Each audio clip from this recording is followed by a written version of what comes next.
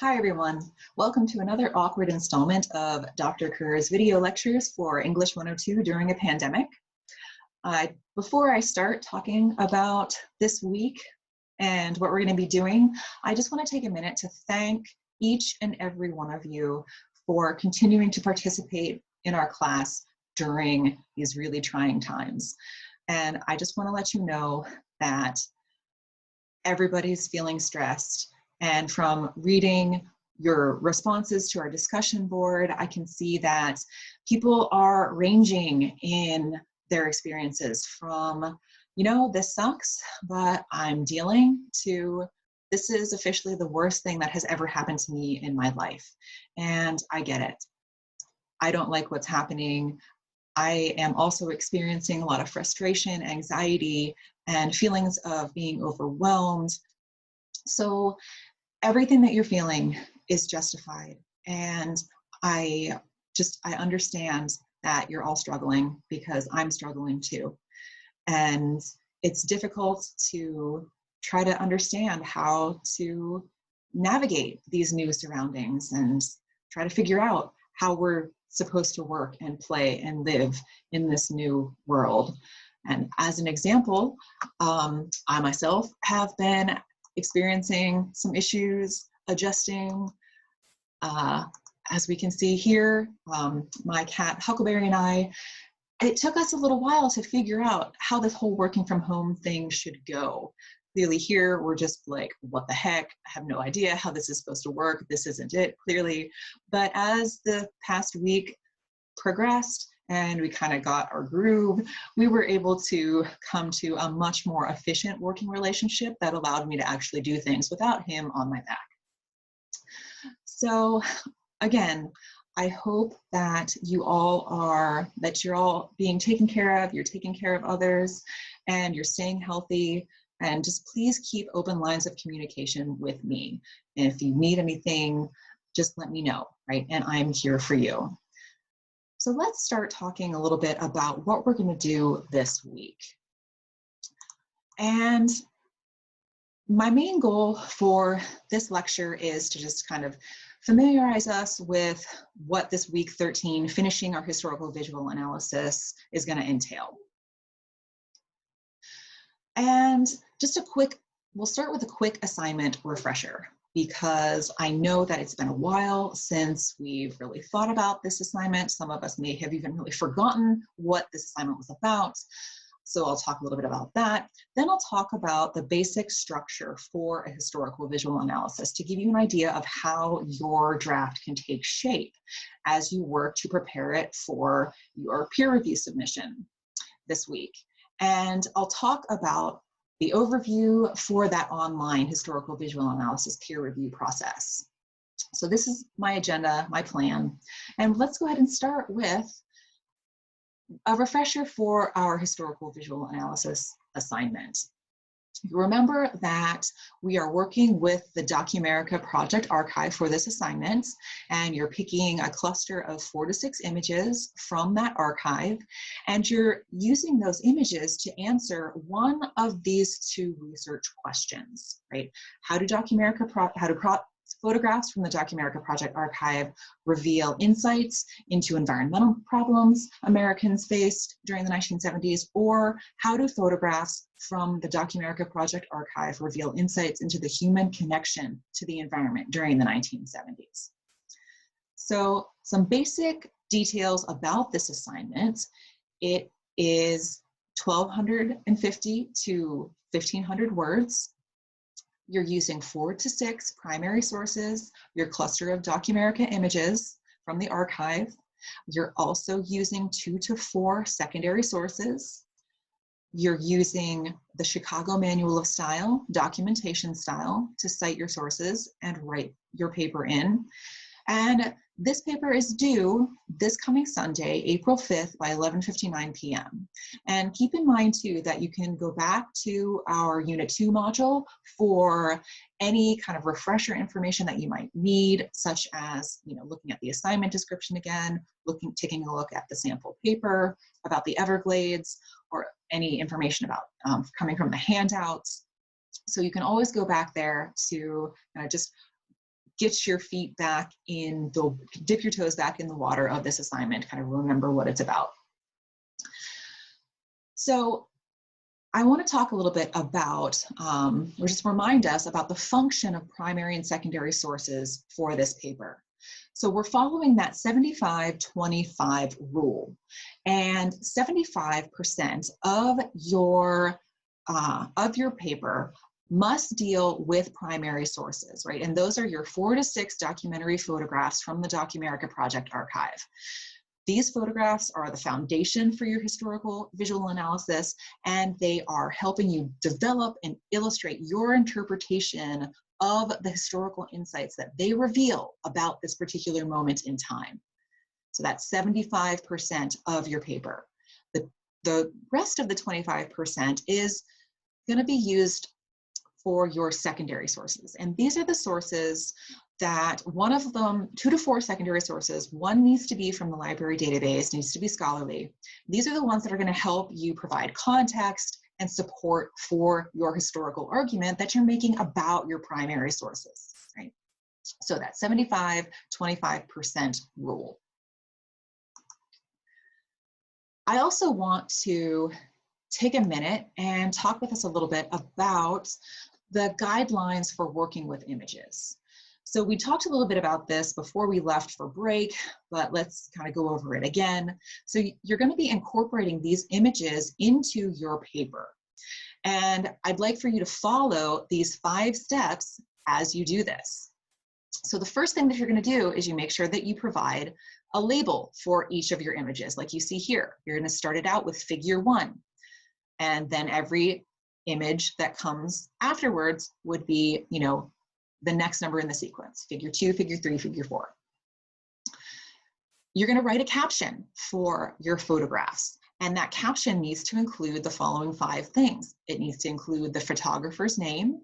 It needs to include the place where the image was taken. It needs to include the date the picture was taken, the original caption if possible, and also it needs to provide credit for the Documerica archive. So you see here in this sample, this is, you know, the template that I'm giving you. It's available in the Google template for this paper and also in the Word template for this paper. And you can use this as just kind of a continually for each of your images. Follow this format. Start with the photographer's name, place, date, you give the caption, then you give the credit to the Documerica archive. So follow this caption format for all of your images in your paper. The next thing that you want to do when you're working with your images is make sure that you're placing them as close as possible to the point of reference in your analysis. You don't want your readers like looking or searching for the image that you're talking about when you're talking about it in your paper. That can be distracting. It can kind of break the flow of your analysis. So just make sure that you put the image that you're analyzing as close to your analysis as possible. You also want to make sure that you're using the visual vocabulary elements to analyze your images. And you can take a look at the handout for reading visual vocabulary elements. And that will provide you with a list of those vocabulary words and their definitions. So you can make sure that you are incorporating that vocabulary into your writing when you're analyzing your paper, right? Remember that was the, like vectors of attention and colors and saturation, hue, things like that. So make sure that you're using that language when you're analyzing your images. And also remember that 75-25% rule that I just talked about. So let's move on to talking about a basic structure for your historical visual analysis. And this can help you think about how you might structure your draft as you're writing it to submit for your peer review this week. So the basic structure, we're going to talk about this in terms of the introduction, body paragraphs, and conclusion. With your introduction, the purpose of it is to broadly introduce the topic and the time period. It's supposed to situate your readers within the historical moment in time and provide a general idea of what was going on with your topic during this time period. It also establishes the argument you'll be making, or your thesis, right? That claim that you're making about how your collection of images reveals insights into environmental problems America faced, or the human connection to the environment during the 1970s. And you can go back to the sample paper and, take a look at that introduction as a model for how to set yours up for your own draft.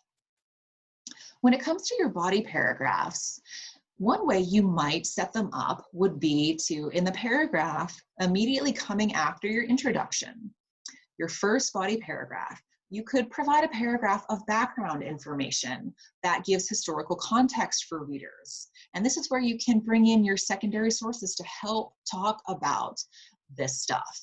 For example, you might want to provide your readers with information about the Documerica project before you start using the images from it. You might want to inform them about the photographer who took the images that you're going to be analyzing, or the place where the images took place. Maybe you want to use that paragraph to kind of set up the issue that you're going to be focusing on, or the things that were happening in society during this time. But all of those things you could use in that first body paragraph, just kind of set the stage for your analysis, and that use your secondary sources to help you do that. Then you could start your second body paragraph with your analysis of your images, right? How you're going to tell the story of what they're revealing about this time period. You use those images as evidence, and then you provide a visual analysis of them. They're going to serve as evidence for that thesis, right? For whatever story it is that you think they are telling about America during the 1970s. And again, you'll use that visual vocabulary elements to tease out meaning in the photographs you selected, working to show how they are furthering your thesis. So a paragraph for each of your images, right? So that could be, a paragraph for however many images you have. You'd have a paragraph for each. Another way that you might set this up would be to just immediately go into your analysis of your images. And this is the strategy that the sample paper provides, where the author just kind of went right into starting to analyze her first image. So here, it would follow the same format. You'd use your images to help provide evidence for your thesis. You'd use those visual vocabulary elements, just tease out meaning. But then you would kind of intersperse your secondary source information to include background and historical context that can help you support your analysis. So this is another way that you might set up your historical visual analysis, right? Just immediately going into your analysis, starting with the first image and kind of following this format. And after you do that, once you're finished with your final image, you're going to move into your conclusion. Right? And here is where you're going to circle back around to your introduction. You want to work to remind your readers of the argument that you've been making. Don't just restate your thesis, right, and then call it quits. You want to also establish the significance of that argument for your readers, right? Consider the questions. Why does it matter that you just worked to show all this about your collection of images? What is the greater significance or the consequences for what your analysis means for the time period? Or for the environmental issues that America faced during the 1970s, or for the human connection to the environment during the 1970s? Basically, this is where you're working to answer that so what question, right? That question that, kind of comes at the end of an essay where you've worked to provide this analysis for your reader. They've read everything, they get to the end and it's like, so what? Why did I read this? What's the point? So you want to take the time in your conclusion to use it to kind of give that lasting impression and meaning for your readers about why your analysis is important. What is the significance of it? Right? And that'll make it really meaningful for your readers. They'll get to the end and they'll feel, you know, kind of satisfied and complete after they read that conclusion. So you can take these strategies that I've been talking about for structuring your historical visual analysis and use them as you are drafting your paper to submit for your peer review this week. And that brings me to our peer review. So let's talk a little bit about that. This peer review is going to be online, and it's going to take the form of that week 13 discussion forum. So I'm going to be using a new feature to do this, right? Canvas has what's called a peer review feature, and we're going to see how this works. What it'll do is Canvas will automatically pair you up with somebody else who has submitted their draft to our discussion board. Then you'll be able to comment on your partner's draft, to fill out the peer review rubric, and then you'll also be able to view the feedback that you get from the person who did this for you in Canvas. So 2 basic steps for how this is going to work, right? Our first step is you're going to post your current historical visual analysis essay draft to our week 13 discussion board by 11:59 p.m. on Wednesday, April 1st. Then you're going to, for step 2, complete your peer review for your assigned partner by 11:59 p.m. on Friday, April 3rd, right? So let's take a closer look at the smaller steps in these major steps. So I'm going to stop sharing this screen and I'm going to take us to our week 13 discussion board forum. Okay, so after you do all of this, complete all of the steps in our module for week 13, you watch this video and you complete the readings, that will unlock the discussion forum for you. And so how this will work is, for step 1, you're going to post your current draft of your essay to Canvas in this discussion board forum by 11:59 p.m. on Wednesday, April 1st, right? You're gonna, in the comment box, in the text box for your post, you're gonna tell us about your draft, right? Provide us information for these 3 things. Then you'll attach your current draft as a Word or a PDF file to your reply. And once you've done those things, you'll post your reply, and that will count as your original response to this week's discussion forum. So once that happens, Canvas is going to pair you with somebody else who has submitted their draft. And you will receive a notification in your dashboard to-do sidebar, which is titled Peer Review for Week 13 Discussion Forum 330-443. And it'll look kind of like this, right?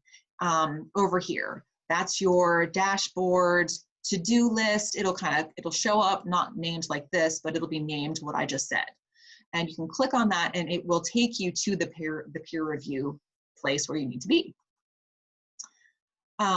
You'll also get an email notification about this from Canvas, alerting you that you've been paired up and there's a peer review waiting for you to complete. So once this has happened, you'll go ahead and complete the following tasks, right? And this is going to count as your replies to this week's forum. So usually it's you respond to 2 of your peers' posts, but for this peer review, you're only going to be responding to 1 of your peers, and that's going to count for those 2 responses. So you'll read the information that the person has provided about their draft.